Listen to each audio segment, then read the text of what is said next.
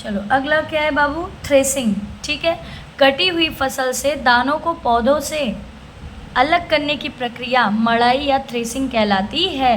देखो बाबू, फसल कट के जब घर पे आता है, ठीक है, या जो हमारा मैदान होता है जहाँ पर ये सब प्रक्रियाएं संपन्न की जाती है, तो वहाँ पर जब फसलों से दानों को अलग किया जाता है तो वो प्रक्रिया क्या कहलाती है, थ्रेसिंग कहलाती है।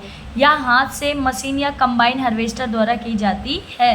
किससे किससे की जाती है, या तो हाथ से भी कर सकते हैं, कंबाइन हार्वेस्टर हो गया, ठीक है, ऐसी मशीनों का उपयोग करके हम फसलों से दानों को अलग कर सकते हैं। चलो क्वेश्चन नंबर 5 क्या है, स्पष्ट कीजिए उर्वरक खाद से किस प्रकार भिन्न है। यानी कि हमें अंतर बताना है कि उर्वरक और खाद में किस प्रकार का अंतर है, यानी कि वे एक दूसरे से किस प्रकार भिन्न है। ठीक है, देखो सबसे पहले समझ लेते हैं खाद। खाद क्या होता है बाबू, वो एक प्राकृतिक चीज़ होती है, मिट्टी की उर्वरता बढ़ाती है। और जो खाद होता है वो क्या करता है, मिट्टी की उर्वरता को क्या करता है, बढ़ाता है, मिट्टी की संरचना में सुधार करती है। ठीक है, हमारी जो खाद है वो क्या करती है, मिट्टी की संरचना में सुधार करती है। वहीं उर्वरक के बारे में समझते हैं। रासायनिक पदार्थ होते हैं, ये क्या होते हैं, रासायनिक पदार्थ होते हैं, पौधों को पोषक तत्व तो जल्दी देती हैं। अब जो उर्वरक होता है बाबू, मैंने चैप्टर पढ़ाते समय ही बता दिया था कि खाद की तुलना में उर्वरक जो है वो पोषक तत्व तो जल्दी देते हैं। आपके चैप्टर में इसी चीज़ से रिलेटेड एक प्रैक्टिकल भी दिखाया गया है कि 3 गमले हैं, एक में खाद डाला गया है, एक में खाली और एक में उर्वरक डाला गया है। जो पौधा सबसे जल्दी उग जाता है वो किसका होता है, जिसमें उर्वरक डाला गया रहता है। ठीक है, अधिक उपयोग से मिट्टी को हानि हो सकती है, लेकिन इसका एक डिसएडवांटेज भी है। वो ये है कि जब बहुत अधिक मात्रा में हम जब खेतों में उर्वरक का छिड़काव करेंगे तो मिट्टी को क्या होगी, हानि होगी। ठीक है, चलो अगला देखो क्वेश्चन नंबर 6, सिंचाई किसे कहते हैं। ठीक है, सिंचाई किसे कहा जाता है बाबू। और आगे क्वेश्चन और पूछा जा रहा है कि जल संरक्षित करने वाली सिंचाई की 2 विधियों का वर्णन कीजिए। यानी हमें सिंचाई की डेफिनेशन देनी है, बताना है कि सिंचाई क्या होता है, और साथ ही साथ उनकी 2 विधियों के बारे में भी बताना है।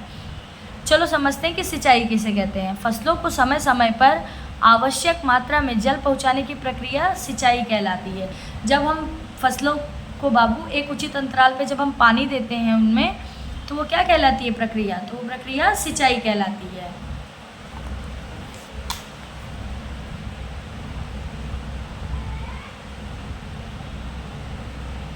चलो अगला देखो, जल संरक्षण करने वाली 2 विधियों। अब उनकी विधियों के बारे में जानते हैं। पहला विधि है स्प्रिंकलर यानी कि फुहारा सिंचाई, और दूसरा है ड्रिप यानी कि टपक सिंचाई।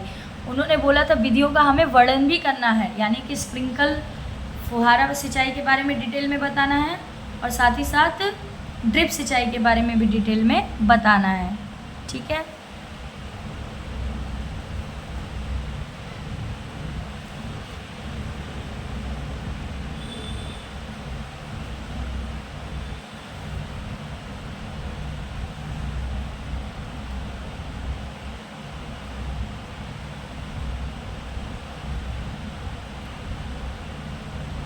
एक्चुअली देखो बाबू, अभी इंस्ट्रूमेंट नहीं है ऐसा कुछ भी कि प्रॉपर तरीके से मैं शूट कर पाऊँ, तो जितनी ज़्यादा कोशिश हो पा रही है हम अपना बेहतर देने की कोशिश कर रहे हैं। कुछ दिन की बात है, जल्दी ये प्रॉब्लम भी सॉर्ट आउट हो जाएगा। ठीक है, थोड़ा सा मैनेज कर लीजिएगा आप कुछ दिन।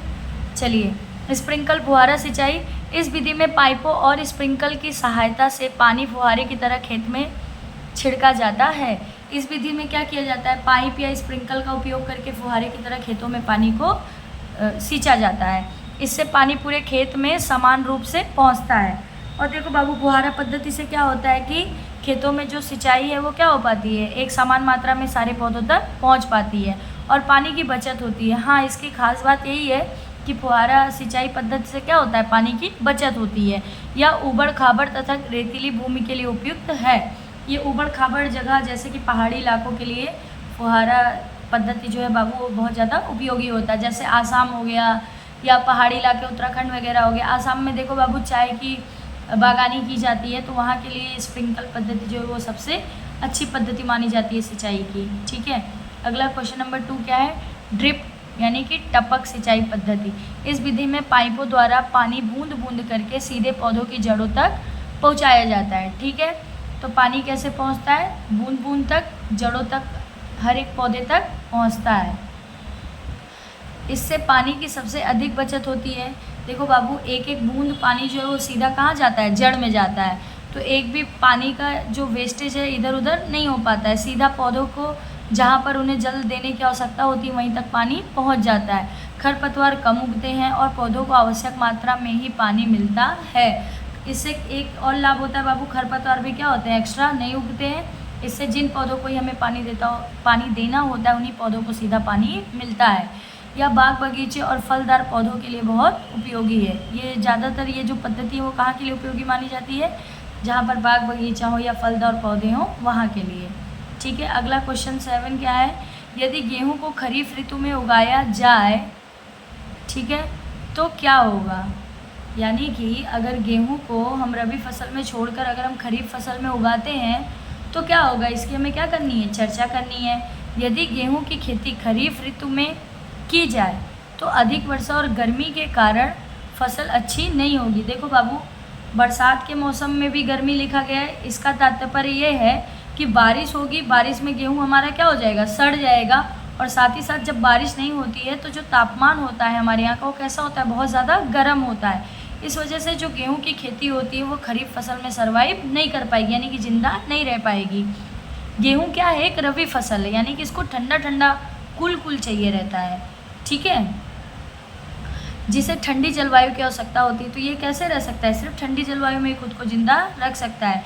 इसलिए खरीफ ऋतु में इसकी उपज बहुत कम होगी या फसल खराब हो सकती है। अगर उपज होगी भी तो बहुत छोटे मोटे मात्रा में होगी, या तो ज़्यादातर चांसेस है कि फसल क्या हो जाएगा, खराब हो जाएगा।